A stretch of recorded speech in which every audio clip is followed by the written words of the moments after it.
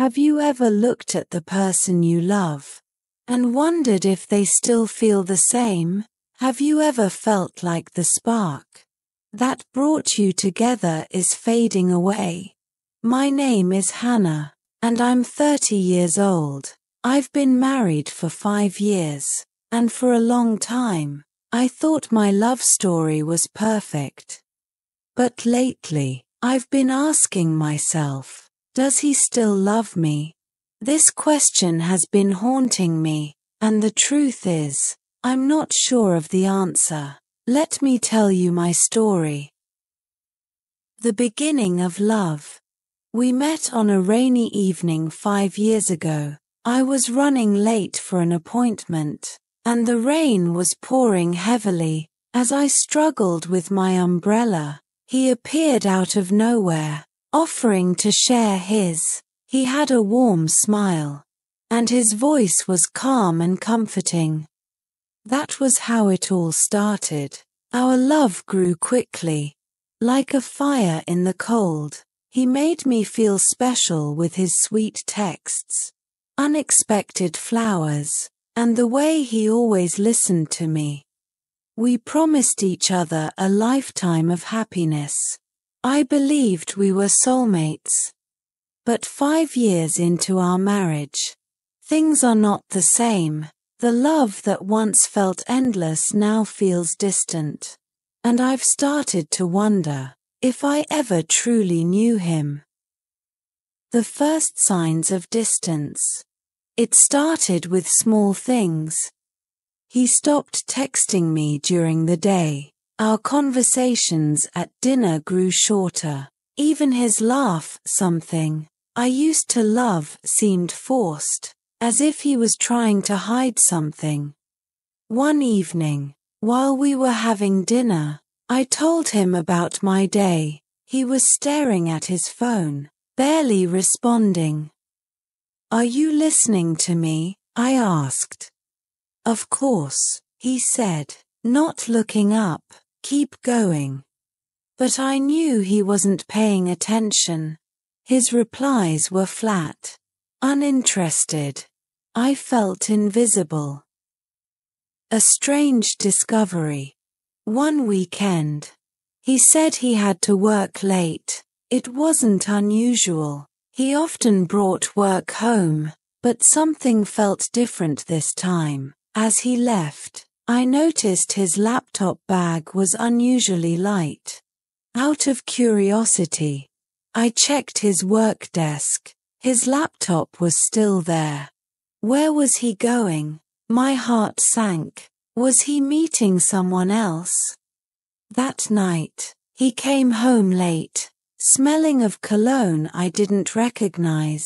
When I asked where he had been, he simply said, "Work was exhausting," and went straight to bed. A fight erupts. The tension between us grew. One night, I confronted him. "You're hiding something from me," I said, my voice shaking. "What are you talking about?" He replied, his tone defensive. "You've been distant. You barely talk to me anymore. And last weekend, where did you really go?" He sighed. "I told you, I was working." "Don't lie to me," I snapped. "Your laptop was here. You weren't at work. So where were you?" His face turned red. "Why are you always accusing me? Maybe I don't tell you things because you never trust me." His words cut deep. I felt tears welling up, but I refused to let them fall. "Trust is earned," I said quietly, "and right now, you're not giving me any reason to trust you." An unexpected visitor. A week later, I was home alone when the doorbell rang. I opened the door to see a young woman standing there. She looked nervous. "Hi, is this Daniel's house?" she asked. "Yes," I replied, confused. "Who are you?" "I'm Emily," she said. I work with Daniel. I came to drop off some documents he left at the office. I thanked her and took the papers, but something about her felt off. Why would she come to our home, instead of giving the documents to him at work? And why did she seem so nervous? That evening, when Daniel came home, I asked him about Emily. She's just a colleague, he said quickly. Why do you ask? She came by today, I replied. She seemed uncomfortable. She probably felt awkward meeting you, he said, brushing it off, but his answer didn't sit right with me. A hidden secret. The next day, I decided to visit Daniel's office. I told myself I just wanted to surprise him, but deep down, I was looking for answers. When I arrived, his colleagues seemed surprised to see me. Is Daniel here? I asked. He left early today. One of them said. I think he had a meeting with Emily. My heart sank. Why hadn't he mentioned this meeting to me? I left the office feeling more confused and hurt than ever. That evening, I confronted him again. Where were you today? I asked. At work, he replied, avoiding my gaze. Don't lie to me, I said. I went to your office. They told me you left early. He froze. Hannah, you're overreacting, he said. I had a quick meeting outside, that's all. With Emily, I asked. He didn't answer. The silence was louder than any words he could have said. The breaking point.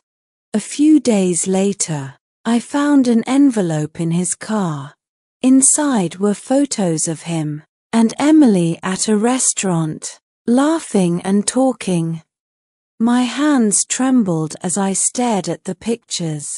This was the proof I had been dreading. That night, I confronted him for the last time. Explain these, I said, throwing the photos on the table. His face turned pale. Hannah, it's not what it looks like, he said. Emily is just a friend.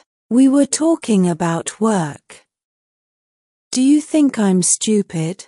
I shouted. You've been lying to me for weeks. How long are you going to keep this up? I didn't mean to hurt you, he said, his voice breaking. I've been feeling lost. I didn't know how to talk to you. Lost, I repeated, tears streaming down my face. You could have talked to me, but instead, you turned to her. The truth comes out. After hours of arguing, he finally admitted the truth. He had been struggling with stress at work and felt like he couldn't share his problems with me.